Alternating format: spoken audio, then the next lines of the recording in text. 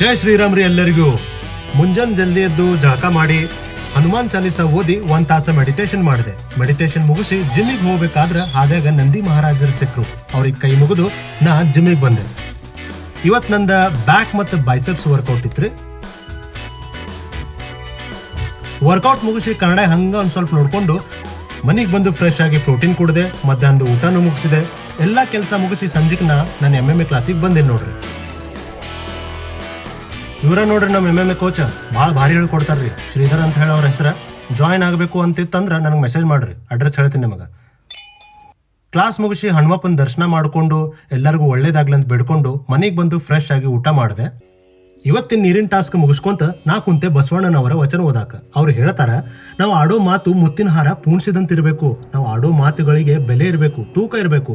ನಾವು ಆಡೋ ಮಾತಿಗೆ ಯಾವುದೇ ರೀತಿ ಭೇದ ಭಾವ ಇರಬಾರ್ದು, ನೇರವಾಗಿರ್ಬೇಕು ಅಂತ. ಬಸವಣ್ಣ ಅವರಿಗೆ ಕೈ ಮುಗಿತಾ ಇವತ್ತಿಂದ ನಂದು 2ನೇ ಮೆಡಿಟೇಷನ್ ಮಾಡಿದೆ. ಇಲ್ಲಿಗೆ ಡೇ 3 ಮುಗಿತ್ರಿ. ಎಲ್ಲರಿಗೂ ಶುಭರಾತ್ರಿ.